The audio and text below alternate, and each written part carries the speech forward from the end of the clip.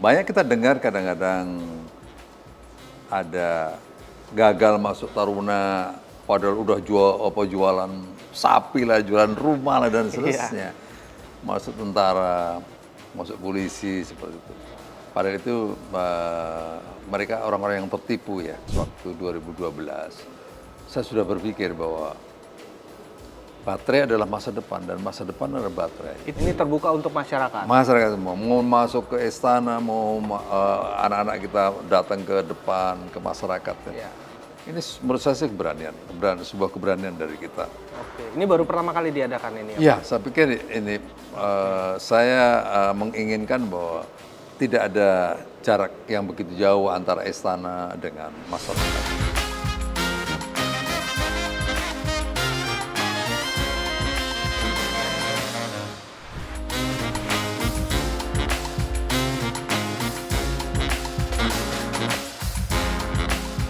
Hari ini kita kedatangan seorang jenderal TNI yang dipercayai juga sebagai Kepala Staf Kepresidenan Indonesia. Tidak hanya perannya di dunia militer, tetapi sosok yang satu ini juga dihormati di dunia politik dan bisnis. Seperti halnya Wismilak Diplomat yang akan terus dihormati dalam pemenuhan kebutuhan inovasi produk untuk mencapai kesuksesan. Inilah Meet the People bersama Pak Muldoko. Oke Pak, sebelum kita mulai Pak, terima kasih udah hadir hari ini. Wah luar biasa nih waktunya. Ini ada fast question Pak, Bapak harus langsung jawab secara cepat Pak. Tapi jangan berat-berat Mas. Oh enggak. Oke Pak, politik apa militer? Militer lah. Militer. Bekerja apa pensiun? Bekerja lah. Bekerja. Keluarga apa negara? Dua-duanya penting. Dua-duanya penting. Tapi kalau DNA saya negara, Mas. DNA negara. Wih, sadis. Oke. Pak Muldoko, sejak awal menempuh pendidikan hingga mengawali karir, Pak Muldoko udah terjun di bidang militer. Apakah keinginan itu sejak kecil ada atau mengikuti dari keluarga, dari keturunan, atau bagaimana itu? Iya, sebenarnya kalau dari keluarga ayah ibu saya itu petani ya, dari desa. Oke. Nggak pernah berpikir gitu. Tapi ada memang kakak saya prajurit ya, sirsan ya. Tuh. Nah, hanya suatu saat ada itu taruna lewat di kampung saya ini. Nah, kebetulan ada cewek cantik sih di kampung saya. Nah, biasa diapelin gitu. Nah, Sabtu malam Minggu. Nah, dari situ saya sampaikan ke ibu saya kayaknya pengen jadi kayak mereka gitu. Itu sebagai inspirasi itu salah satu. Inspirasinya begitu, ini. Nah Pak, ini kan ada mungkin suatu fenomena ya. Saat ini anak muda mungkin kurang peka atau mungkin jiwa nasionalismenya tidak lagi dituangkan seperti zaman Bapak dulu mungkin ya. Karena mungkin salah satunya perkembangan teknologi. Jadi anak-anak muda sekarang mungkin nggak minat gabung militer. Mungkin kalau ditanya mau jadi apa, jadi YouTuber, TikToker. Ini bagaimana nih pandangan Bapak sama anak-anak muda sekarang seperti ini? Ya, memang ada fenomena pada kelompok tertentu seperti itu ya. Tapi dari sisi minat ya, masih banyak juga ya minat. Banyak kita dengar kadang-kadang ada gagal masuk Taruna, padahal udah jualan sapi lah, jualan rumah lah dan seterusnya. Masuk tentara, masuk polisi seperti itu. Padahal itu mereka orang-orang yang tertipu ya.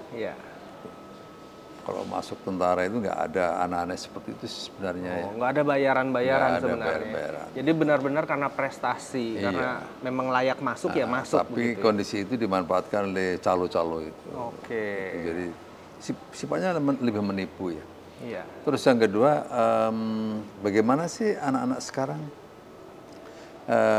dalam mensikapi atau berposisi seorang nasionalisme, ya, seorang yang nasionalisme menurut saya sih lebih kontekstual dalam mengartikan itu ya. Kalau dulu kita nasionalisme kita diukur dari seberapa besar kontribusinya untuk berjuang dalam kondisi pengorbanan fisik lah ya. Iya, iya. Tapi anak-anak sekarang saya pikir nasionalisme lebih kontekstual ya. Oke. Bagaimana dia memerangi dirinya dan lingkungannya dalam hal kemiskinan, Iya. dalam bidang apa itu kebodohan, Iya. sektor pendidikan. Itu juga bentuk-bentuk ekspresi nasionalisme yang lebih kontekstual begitu. Oke, jadi tergantung zamannya juga Ya, ya. saya pikir zamannya. Jadi Bapak juga fleksibel melihat anak muda yang memang kalau bergelut di dunia pendidikan atau bidang apapun selama itu baik juga termasuk nasionalisme ya. Ya. Sepanjang dia berkontribusi untuk bangsa dan negara Iya. dari sisi apapun. Termasuk olahragawan ya, atlet Termasuk olahraga, gitu ya. Wah. Karena dia juga membela merah putih itu. Iya. kan, Jadi begitu. pemikirannya lebih besar dari sekedar yang zamannya berbeda zaman Yes, dulu. Oke. yes. Pak, dengar-dengar Pak Muldoko juga asik bisnis nih. Ada bisnis nih apa sih bisnis yang digeluti Pak Muldoko nih? Enggak, sebenarnya dulu aja Mas, waktu setelah pensiun kan. Oke. Setelah pensiun saya berpikir dua hal yang saya tekuni ya. Satu di bidang pertanian ya. Iya. Dan berjalan begitu.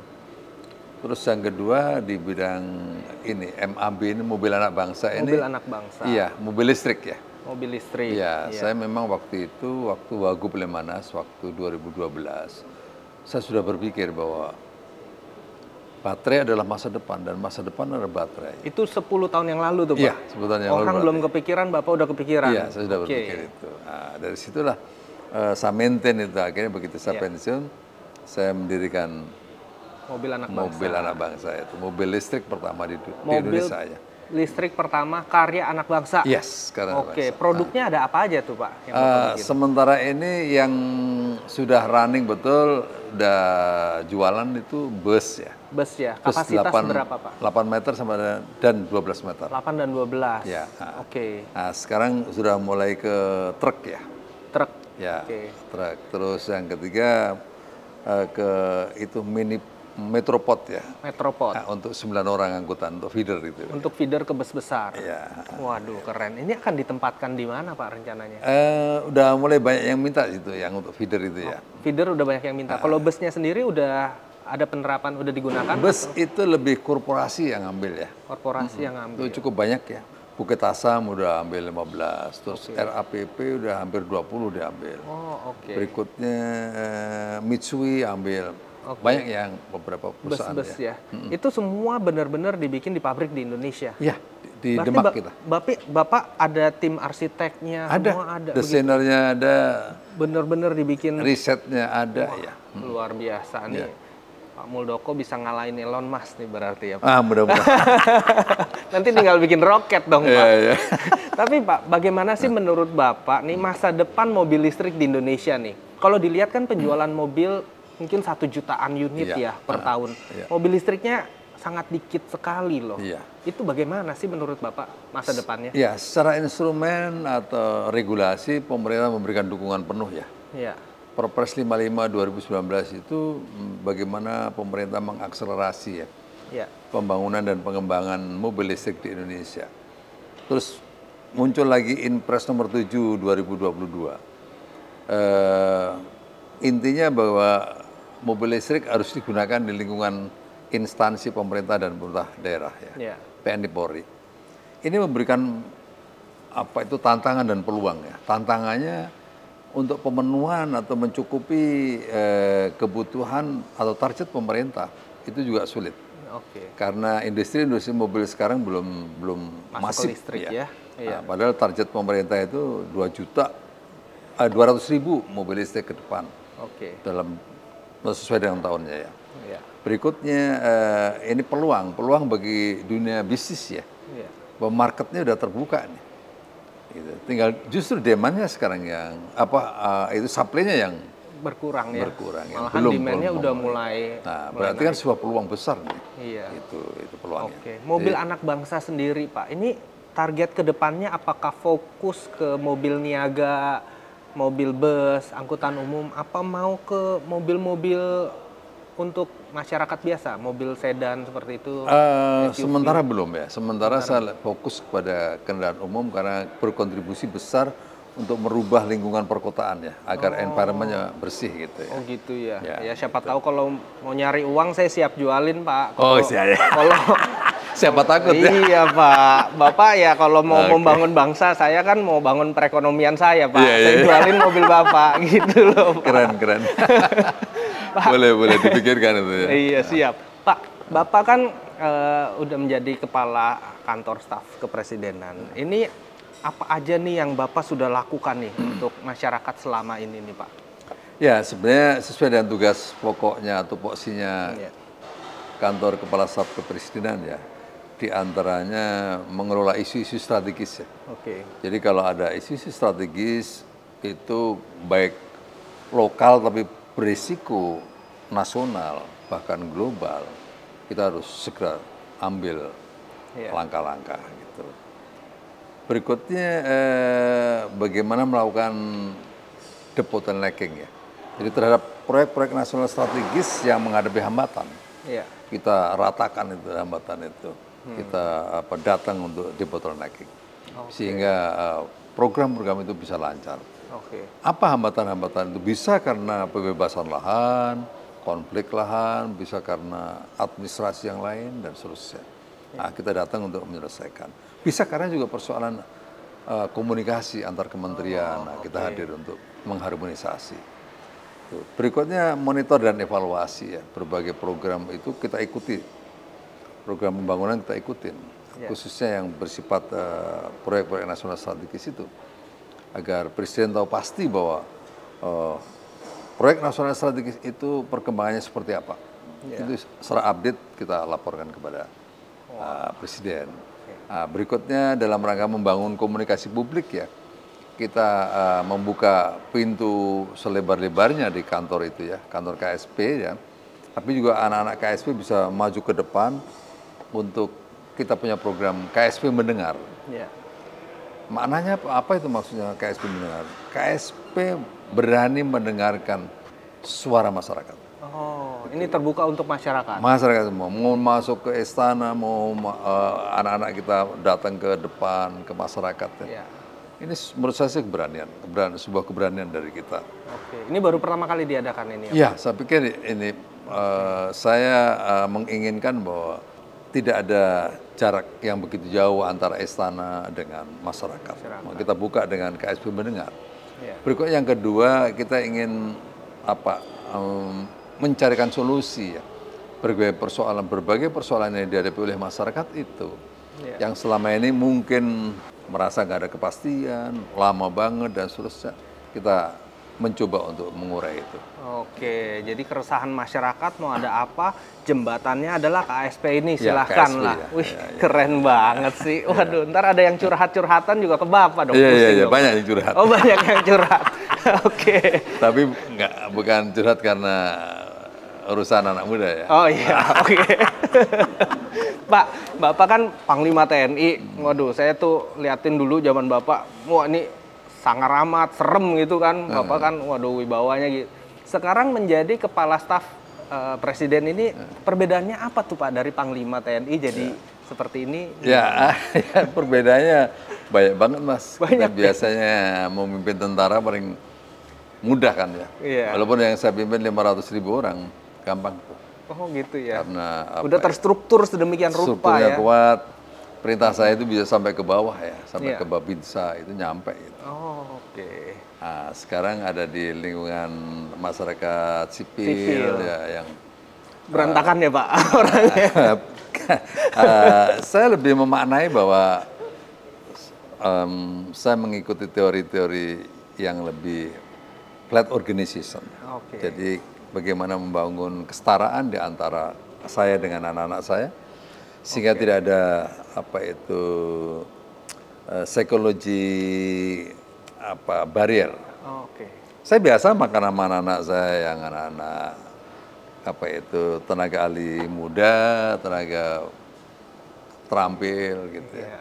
Biasa, karena saya ingin membangun mereka agar mereka punya percaya diri yang tinggi di dalam mengembangkan proses leadership-nya gitu ya. Sehingga anak-anak saya walaupun dia tenaga ahli muda, tenaga ahli madya, berkoordinasi ke kementerian lain, dia confidence, dia yakin gitu, nggak ragu-ragu. Nah, ini yang saya bangun. Oh, jadi Bapak justru nggak membawa militer ke dalam kepemimpinan sekarang, tapi lebih ke menyamaratakan, membedakan. Iya, karena sebenarnya efektivitas dari sebuah leadership itu bagaimana sebuah kepemimpinan itu menyesuaikan dengan kondisi lingkungan. Fleksibel ya.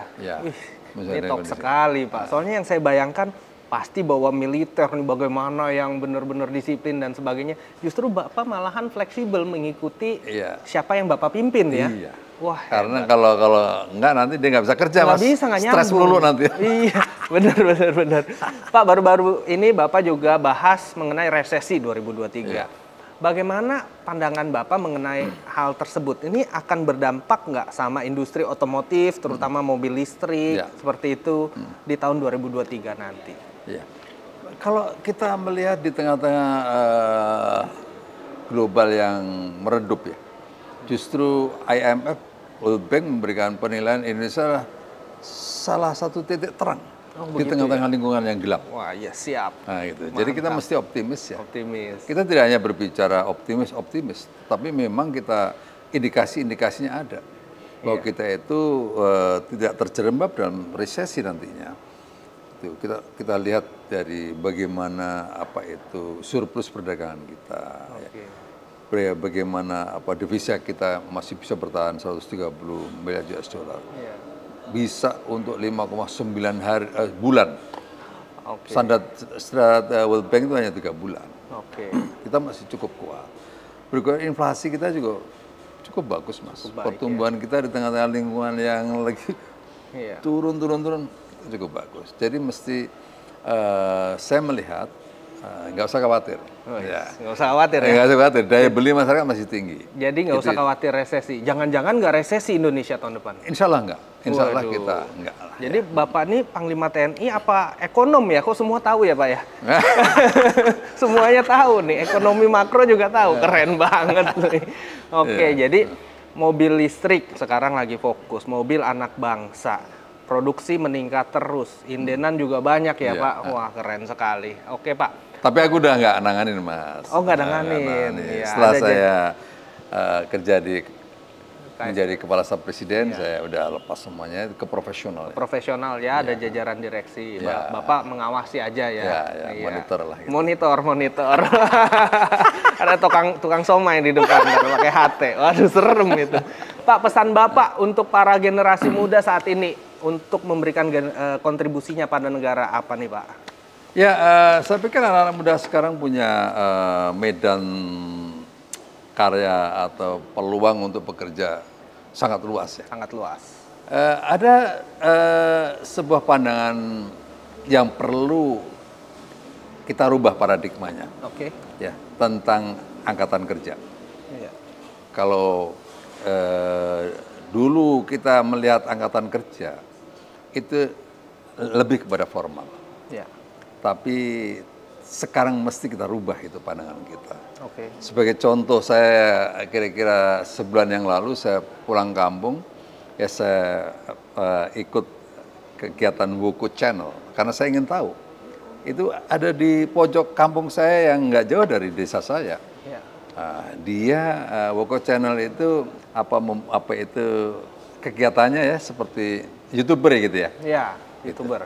Hasilnya minimum 300 juta sampai dengan 500 juta per bulan. Bulan ya Pak. Krunya hanya 18 orang. Iya betul. Maknanya apa? Mungkin dia secara formal dia tidak tertanggap sebagai pekerja. Tetapi informal dia kantongnya tidak pernah kosong. Itu ya. Jadi itu sebenarnya medan-medan baru yang menjadi peluang bagi anak-anak muda sekarang. Betul. Dan itu Bapak sudah melihat perubahan zamannya ke situ ya Pak sekarang. Tapi saya lihat memang Bapak ini seorang pemimpin yang sangat fleksibel dan mengerti perkembangan zaman. Bahkan 10 tahun yang lalu di mana Elon Musk baru mau keluarin Tesla tuh Bapak juga udah kepikiran mobil listrik. Jadi ini Bapak sangat visioner dan dari yang saya tanya tadi bagaimana pola kepemimpinan Bapak ternyata bukan militer tapi lebih flat organization yang melihat siapa sih yang dipimpin, beda-beda cara penanganannya. Luar biasa. Pak, pertanyaan terakhir Pak. Ini Bapak harus sebutin Pak, karena 5 tahun lagi ini video akan di-play ke Bapak. Apa keinginan yang dicapai oleh Pak Muldoko 5 tahun ke depan? Nah, nanti 5 tahun lagi akan di-play nih Pak. Kecapai apa enggak? Apa ayo Pak? Ayo. Itu pertanyaannya. 5 tahun ke depan target Bapak. Ya, 5 tahun ke depan saya memimpikan perusahaan saya itu sudah besar. Gitu. Udah besar, oke. IPO gitu. Wah, IPO, Harus oke. dong, gitu. Perusahaan Pak Muldoko, mobil anak bangsa IPO 5 tahun ke depan, oke. Serok sahamnya. Ya, saya pensiun, saya tinggal menikmati. Oke. Nanti 5 tahun lagi saya play Pak. Kalau nggak nyampe kan kita tagih janjinya.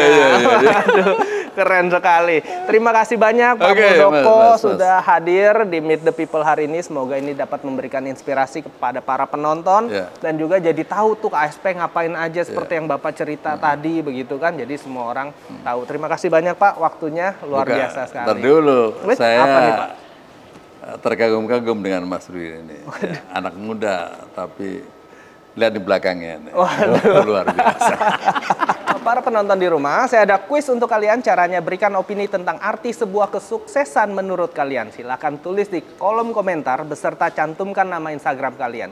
Opini terbaik akan mendapatkan hadiah menarik dari setiap episodenya. Nanti akan di DM dari tim Presis Productions siapa yang berhasil menjadi pemenangnya. Mantap. Thank you, Mas. Terima kasih banyak. Luar biasa. Pak. Siap.